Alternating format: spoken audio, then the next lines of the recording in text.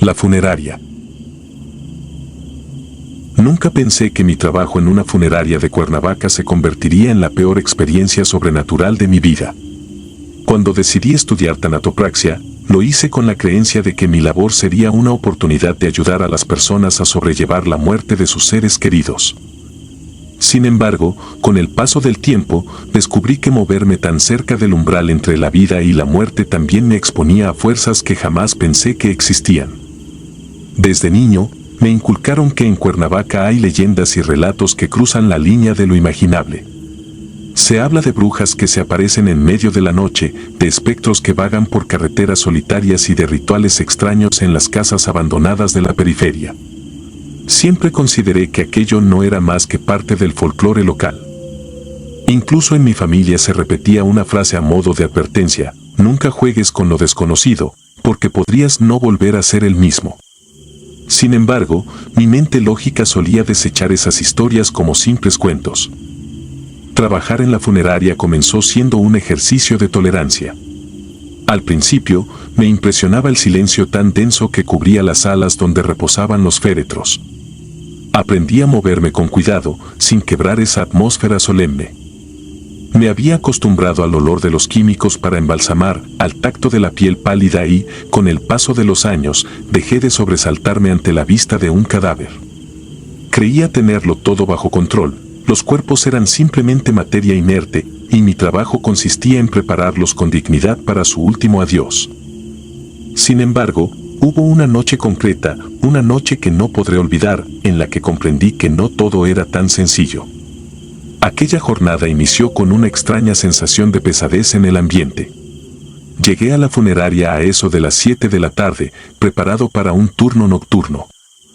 Llevaba mi uniforme impoluto y mi ánimo estaba relativamente tranquilo, aunque experimenté un escalofrío que no pude explicar cuando crucé la puerta principal. Encendí las luces de la sala de embalsamamiento y noté que parpadeaban con una insistencia inusual. No le di demasiada importancia en el momento, pero algo en mi interior sintió un leve estremecimiento. Comencé a preparar los instrumentos y los fluidos que iba a utilizar para un servicio programado esa noche. Me avisaron que el cuerpo llegaría cerca de las 9, así que tenía tiempo de sobra para hacer todo con calma. A medida que pasaban los minutos, tuve la impresión de que los pasillos se alargaban y que el eco de mis pisadas resonaba con un tono más grave de lo habitual. En ese silencio tenso, empecé a recordar los viejos relatos que escuchaba en casa sobre entidades que vagan entre los muertos y se alimentan del sufrimiento humano. Sacudí la cabeza, pensando que era producto del cansancio y de la sugestión. Poco antes de que llegara el cuerpo, me llamó la atención un suave murmullo proveniente de la sala de velación. Como estaba solo en el lugar, me inquietó la idea de que alguien hubiera entrado sin que me percatara. Avancé por el corredor para verificar si algún familiar se encontraba rezando o acomodando las flores. Al llegar, me di cuenta de que no había absolutamente nadie. Sin embargo, el murmullo continuaba, como si varias voces repitieran una letanía apagada detrás de las paredes. Intenté buscar el origen del sonido, pero no logré ubicarlo. Era demasiado difuso. Permanecí ahí unos minutos, girando la cabeza y escudriñando cada rincón, hasta que el murmullo cesó con la misma extrañeza con la que apareció. Un escalofrío me atravesó el cuerpo y sentí que mi respiración se aceleraba. Decidí que era mejor volver a mis labores antes de que la sugestión me hiciera ver cosas que no eran. Cuando, por fin, el cuerpo llegó a las instalaciones, me obligué a concentrarme. Preparé la camilla, verifiqué la ficha de datos y me puse manos a la obra. Era el cuerpo de un hombre mayor que había fallecido de causas naturales, según la documentación. Nada fuera de lo común. Empecé a trabajar lo antes posible para terminar el proceso de embalsamamiento. Sin embargo, algo me resultaba incómodo, la expresión del difunto me producía una sensación de desasosiego que no sabía explicar. Su rostro no parecía reposar en paz, sino en un gesto que podría describir como terror absoluto, como si sus últimos segundos de vida hubieran sido un suplicio indescriptible. A medida que limpiaba y preparaba al difunto, me di cuenta de que la temperatura de la sala era extrañamente baja. Pese a que la refrigeración de la funeraria estaba programada para ciertos rangos, sentía un frío que calaba hasta los huesos. Me froté las manos, tratando de entrar en calor, pero esa gélida bruma se aferraba a mi piel. Traté de ignorarlo y continué con el procedimiento. En medio de mi labor, escuché de nuevo el mismo murmullo apagado, esta vez justo detrás de mí. Mi corazón latió con tanta fuerza que pensé que se me saldría del pecho. Me giré bruscamente y no había nada. Solo la pared, el carrito de instrumentos y los líquidos para embalsamar. Una gota de sudor me resbaló por la frente, pese a que sentía un frío extremo. Entonces, la luz de la sala comenzó a parpadear con violencia. La penumbra y la claridad se alternaban de forma perturbadora, proyectando sombras cambiantes por todo el lugar. En una de esas intermitencias de luz, juraría que vi una silueta oscura al fondo de la sala. Intenté enfocarme, pero la bombilla volvió a encenderse, iluminando la habitación por completo. La figura ya no estaba allí. Sentí ganas de salir corriendo, pero mi sentido del deber pudo más que el miedo. Además, no podía dejar el proceso a medias, ni tampoco podía explicarle a mi jefe que había abandonado la sala por un presentimiento sin sentido. Proseguí con mi tarea, intentando mantener la calma. Mientras trabajaba, empecé a notar algo muy extraño. Una de las manos del difunto parecía tener un ligero temblor, casi imperceptible, como si pequeños espasmos musculares se manifestaran en sus dedos. Podría haberlo atribuido a un simple efecto post-mortem, algo de rigor mortis que a veces se presenta de forma irregular. Sin embargo, el temblor persistía de un modo incómodo y parecía volverse más notorio a medida que el parpadeo de la luz se intensificaba. No quería perder la cordura, así que me forcé a no apartar la vista de mi trabajo. Tenía que terminar la sutura y la aplicación de los químicos. En ese momento, el frío se volvió insoportable. Mi aliento se condensaba y podía ver una nubecilla blanca salir de mi boca. Era como si el aire estuviera a temperaturas bajo cero. La piel se me erizaba y las manos me temblaban mientras manipulaba las herramientas. Entonces sucedió algo que cambió para siempre mi percepción de la realidad. Escuché un quejido. Un gemido bajo y prolongado. Levanté la mirada de golpe y vi que los ojos del difunto estaban abiertos. Su cuerpo, que hacía unos minutos yacía completamente inerte, parecía haberse incorporado levemente. La mandíbula estaba rígida, pero su garganta emitía un sonido gutural que no se lo deseo a nadie oír jamás. Sentí que todo mi cuerpo se petrificó. Intenté retroceder, pero tropecé con el carrito de instrumentos y estuve a punto de caer al piso. El corazón me martilleaba en las sienes y mi respiración se volvió un jadeo agitado. Volví a mirar al cadáver y comprobé con horror que su boca se abría lentamente, dejando escapar ese murmullo que ya había escuchado antes, pero ahora más nítido. Parecía pronunciar palabras en un lenguaje que no entendía. Me quedé paralizado. Todos mis años de experiencia no me prepararon para algo así. Era imposible que un cuerpo muerto articulara un sonido tan claro. Y sin embargo, estaba sucediendo ante mis ojos. Quise reaccionar, apagar las luces, salir corriendo, llamar a alguien, pero no lograba mover un solo músculo. Mis pensamientos eran un torbellino de pánico. Entre el murmullo, me pareció captar mi nombre, como si aquella voz hueca conociera quién era yo. Sin comprender cómo, di un paso hacia atrás para alejarme de la camilla. Fue entonces cuando la lámpara principal reventó en 1000 pedazos, dejando la sala sumida en la penumbra. El único resplandor provenía de una luz de emergencia que parpadeaba en un extremo, creando un ambiente más terrorífico de lo que mis nervios podían soportar. Aturdido, busqué mi linterna en el bolsillo de la bata y la encendí con manos temblorosas. Al dirigir el haz de luz hacia el cuerpo, comprobé que lo que estaba mirando no podía tener explicación natural. Sus ojos estaban completamente abiertos, inyectados en sangre, y su boca formaba una mueca antinatural. Ese murmullo aterrador se transformó en un sonido desgarrador que me heló la sangre. De pronto, un golpe seco retumbó en la puerta de la sala. Otra vez, escuché una serie de golpes insistentes, como si alguien del otro lado la embistiera con furia. Salí por impulso, dejando atrás la camilla. Al abrir la puerta, no encontré a nadie. El pasillo estaba oscuro, con una tenue iluminación de emergencia. Sentía que el edificio entero respiraba un aire malsano. Comencé a caminar en busca de ayuda, aunque en mi interior sabía que no había nadie más en ese turno. Mi supervisor se había marchado temprano, y yo debía encargarme de cerrar el lugar al amanecer. Sin embargo, necesitaba comprobar si estaba solo. A cada paso, sentía que algo me seguía, respirando sobre mi nuca. Volteaba y, aunque no veía nada, la piel se me erizaba con la certeza de que me acechaban desde algún rincón.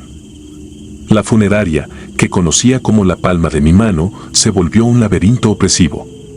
Los pasillos parecían multiplicarse. A cada giro me topaba con más puertas y pasillos, como si la arquitectura se hubiera distorsionado para jugar con mi mente. Escuchaba el crujir del piso bajo mis pies y el eco de pasos que no eran míos. La temperatura seguía bajando y el vaho que exhalaba formaba un velo blanco que me impedía ver con claridad. Tropecé con un montón de sillas apiladas y caí al suelo. Golpeé mi rodilla contra el cemento y sentí un dolor punzante. Me incorporé con dificultad y, en la penumbra, observé que había unas manchas oscuras en el piso. Me acerqué con la linterna y descubrí que eran huellas de algo que parecía ser sangre o un líquido similar. Esas pisadas se dirigían hacia una puerta que yo no recordaba que existiera. El temor me inundó, pero sabía que tenía que descubrir qué estaba pasando. Avancé con paso tembloroso y abrí aquella puerta desconocida, que se dio con un chirrido. Me encontré con un cuarto pequeño, casi una especie de bodega. El aire ahí dentro era sofocante, y en una esquina distinguí una especie de altar improvisado, cubierto con velas apagadas y símbolos que no reconocí. Había restos de cera derretida y manchas secas en el piso. Parecía el escenario de un ritual clandestino. En ese instante, recordé la advertencia que tantas veces oí: nunca juegues con lo desconocido.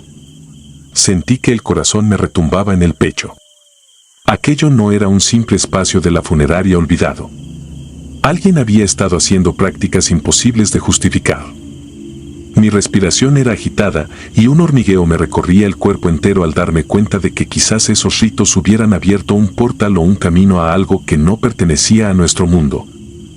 El murmullo apareció de nuevo, esta vez detrás de mí. Tan cerca que sentí un aliento gélido en mi cuello.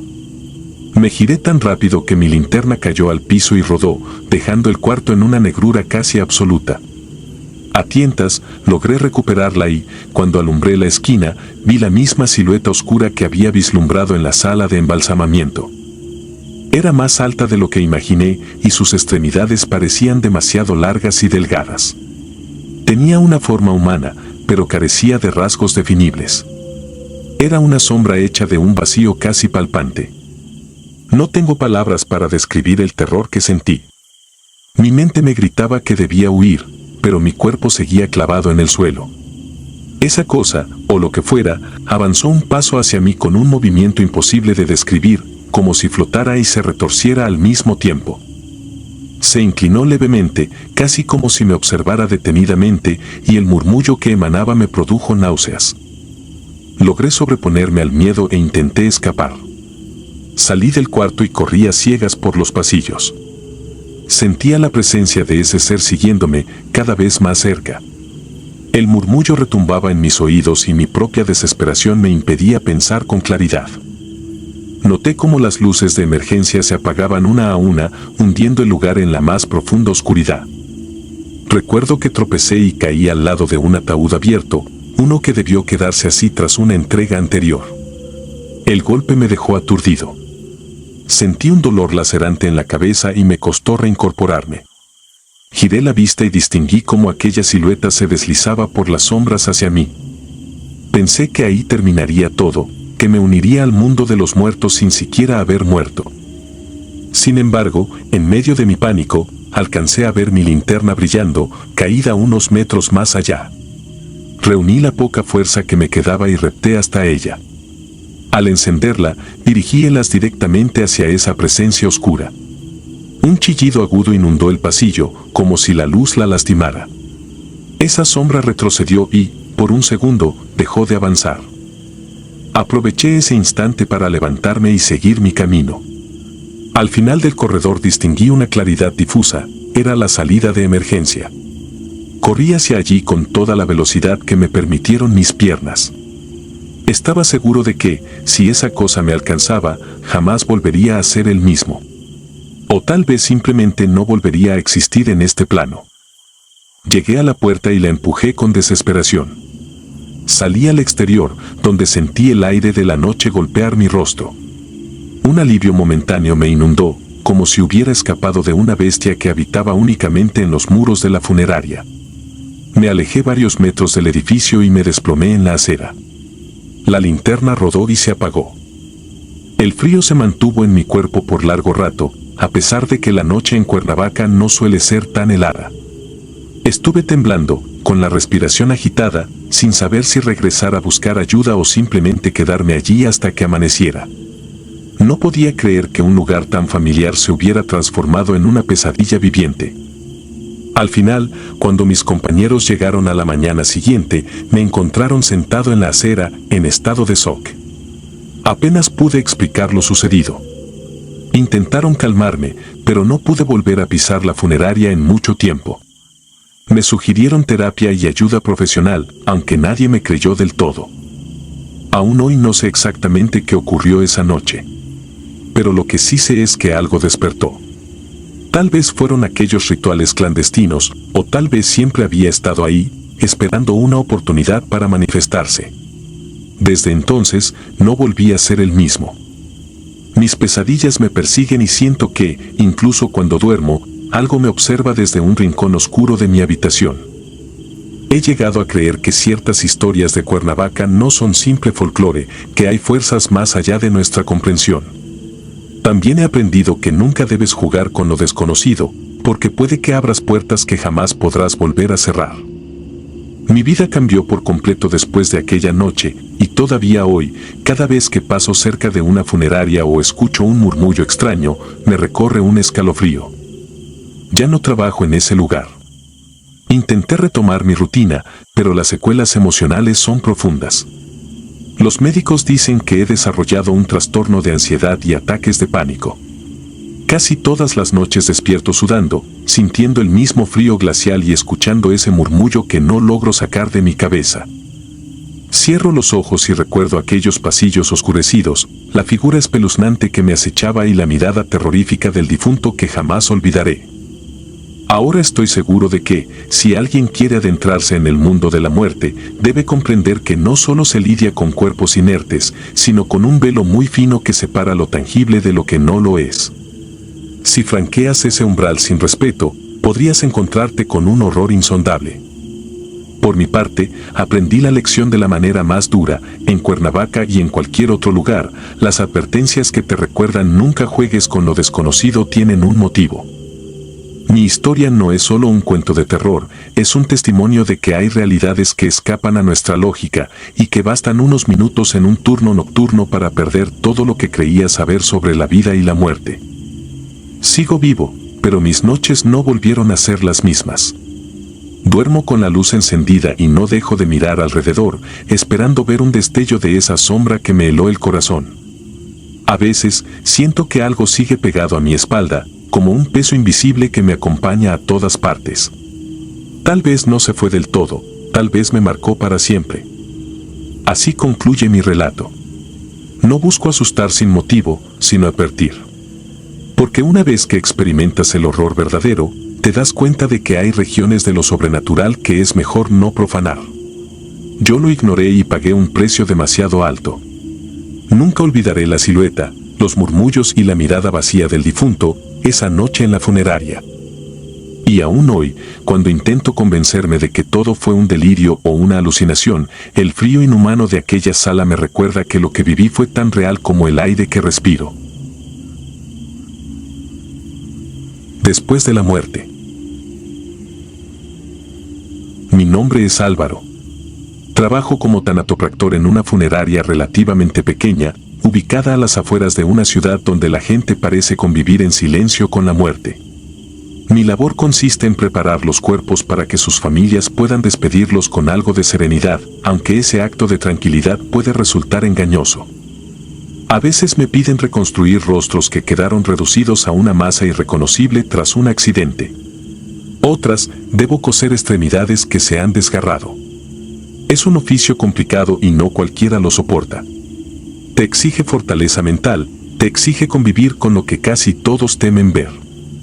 Aún así, con los años, he aprendido a manejar mi ansiedad, aunque confieso que en ocasiones se me hiela la sangre ante ciertas historias que acompañan a los cuerpos. La muerte no suele ser bonita y, por desgracia, me toca presenciarla cuando ya no hay remedio. Durante mucho tiempo trabajé en soledad. Yo era el único tanatopractor disponible en esta funeraria y me encargaba de todo: la desinfección, la embalsamación, la restauración estética. Sin embargo, hace poco más de un mes llegó un practicante de medicina, Darío, un joven de rostro amable y genuino interés por aprender. De inmediato noté su curiosidad mezclada con un leve temor, esa mirada que se debate entre la fascinación por lo desconocido y el natural repudio a la muerte. La verdad, me venía bien tener compañía. Al menos no pasaba tantas noches enterrado en mi propio silencio. La funeraria donde trabajo no es grande, pero cuenta con 2 pisos. En la planta baja tenemos la sala de embalsamamiento y un pequeño almacén para los químicos. Arriba, en una habitación siempre cerrada, mantenemos los cuerpos que llegan de madrugada o que no podemos atender de inmediato. Esa noche en particular, el ambiente se sentía más denso de lo habitual. Tal vez era mi imaginación, pero percibía un aire frío, como si corrientes invisibles se enroscaran en las esquinas. Estábamos terminando de preparar el cuerpo de un hombre que había muerto de un infarto. Un caso relativamente sencillo en términos de reconstrucción. Solo hacía falta inyectar los fluidos conservantes y retocar un poco el rostro para que la familia pudiera velarlo con dignidad. Darío y yo nos movíamos con mecánica precisión, casi en silencio, tratando de dejar todo impecable antes de subir al segundo piso por el siguiente cuerpo, que al parecer había llegado de la morgue municipal poco antes. Sabíamos que era un motociclista que perdió la vida al ser atropellado, y según el informe venía en pésimas condiciones. Eso implicaba mucho trabajo: arreglar fracturas visibles, cerrar heridas abiertas, disimular marcas de neumáticos. Estábamos resignados a pasar la noche en vela. Mientras ajustaba los puntos de sutura en el costado del cadáver del señor del infarto, escuché de pronto un ruido proveniente de arriba. Eran pasos leves, como pisadas secas que se movían de un extremo al otro. No le di demasiada importancia, pero Darío sí se inquietó. Noté cómo se le erizaba la piel de la nuca. En esos casos, la mejor forma de tranquilizar a un principiante es recordarle la lógica: el edificio está cerrado y solo nosotros tenemos llave. Nadie más podría andar por ahí.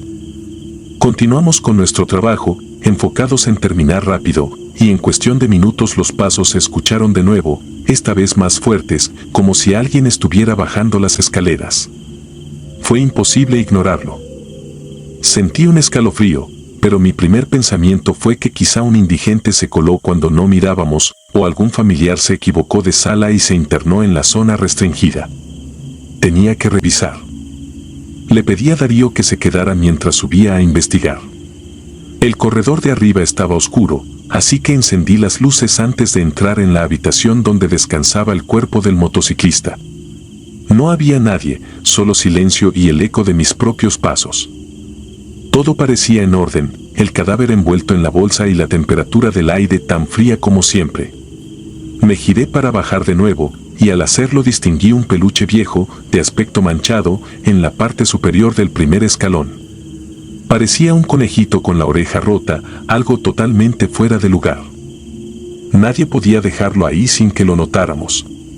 Me pregunté si pertenecía a algún niño que asistió a un funeral anterior y lo olvidó, pero me era imposible explicar cómo llegó hasta ese punto, sobre todo en una zona restringida.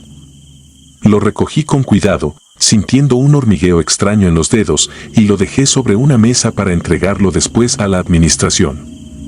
Volví con Darío para terminar los detalles finales en el cuerpo del señor infartado y luego subimos por el del motociclista.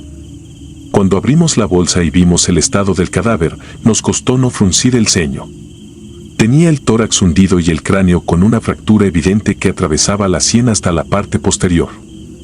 Sería un desafío dejarlo presentable, pero ese era nuestro trabajo. Empezamos la labor y en un instante le pedí a Darío que fuera por una caja de herramientas al cuarto contiguo. Me quedé solo, con las luces blanqueando la piel del muerto.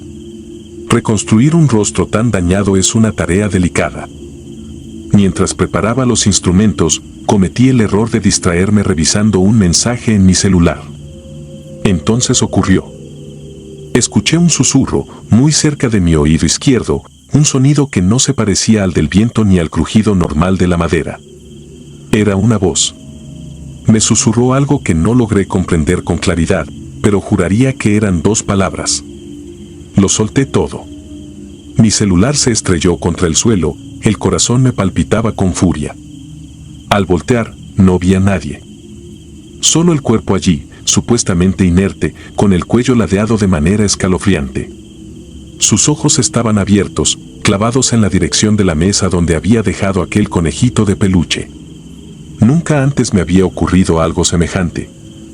Sabía que a veces, por reacciones químicas, un cadáver podía expulsar aire y emitir algún sonido sutil, pero esto no era un simple jadeo de gases acumulados.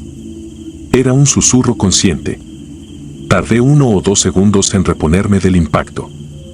Cuando Darío regresó, me encontró pálido, con el rostro desencajado, y al ver cómo el cadáver había girado la cabeza y abierto los ojos, él también perdió el color. Era antinatural. Un cuerpo con rigidez y más de 24 horas de fallecido no mueve los músculos de esa manera. Ni abre los párpados con tanta precisión. No dijimos nada durante varios minutos. El silencio era tan denso que casi dolía. Me obligué a actuar con frialdad, a creer que podía existir una explicación lógica, aunque en el fondo sabía que no la había. Recordé el susurro, algo que seguía resonando en mi mente, y me pareció que decía, devuélveselo o entrégaselo. No estaba seguro. Creí volverme loco. Darío vio mis manos temblar. Hice un esfuerzo por controlar la respiración y proseguí con la restauración. Necesitábamos dejar ese cuerpo presentable antes del amanecer. Sin embargo, cada vez que enfocaba la vista en el cráneo destrozado, sentía la presión de aquellos ojos sin vida que parecían seguirme a todas partes. Tenía la certeza de que, de un momento a otro, algo más sucedería. La noche se volvió eterna. Entre inyecciones de formol y algodones para tapar los orificios, yo me forzaba a no pensar en lo ocurrido. Pero en mi cabeza se repetía el murmullo, esa vibración que me cortaba el aliento. Terminamos con la sutura de los tejidos, y noté que Darío apenas se atrevía a acercarse al cuerpo.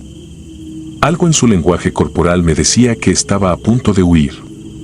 Me compadecí de él, porque recordé mis inicios y cómo a veces veía cosas en los rostros que no debía.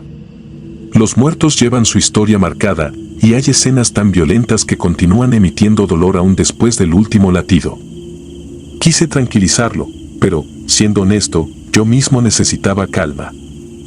Al amanecer, cuando todo estuvo finalmente listo, dejamos al motociclista en un féretro adecuado para su velación. Sus familiares llegarían en unas horas para hacer los trámites y darle sepultura. Yo ya no podía con el cansancio. Me despedí de Darío, que se quedó a ayudar con la limpieza, y crucé el estacionamiento con el anhelo de llegar a mi cama. Fue entonces cuando la dueña de la funeraria me alcanzó, agitada, preguntando por un conejo de peluche. Me sorprendió. Me explicó que, según la esposa del difunto motociclista, ese peluche formaba parte de las pertenencias que él llevaba consigo el día del accidente, pero no lo habían encontrado en la mochila ni en ningún otro lugar. Ella insistía en que su esposo se lo había comprado a su hija pequeña como regalo por graduarse del kinder, y horas antes de morir, le había mandado una foto con el peluche en la mano. De inmediato conecté todo. El conejo que había visto en la escalera, el susurro. Entrégaselo. Me quedé helado. Cuando volví a la sala donde guardaba mis cosas, allí seguía, sobre la mesa, el peluche con la oreja rota. Noté que Darío lo miraba con una mezcla de desconcierto y temor. No tuve el valor de contarle a detalle lo que yo había sentido. Tomé el conejito y, con el estómago revuelto, se lo di a la dueña para que lo entregara a la viuda. Antes de irme, eché una última mirada al cuerpo del hombre. Su rostro estaba ya maquillado, libre de toda huella macabra. Parecía dormido, aunque la tensión de su piel todavía me incomodaba.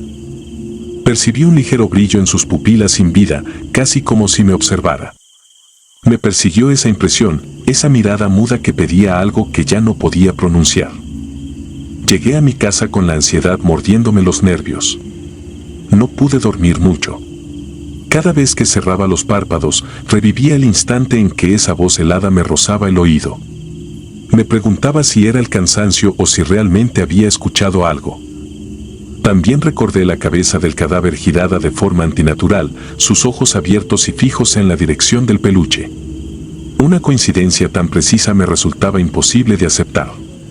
Quizá el último pensamiento de ese hombre, su último deseo, había sido asegurarse de que el regalo llegara a manos de su hija.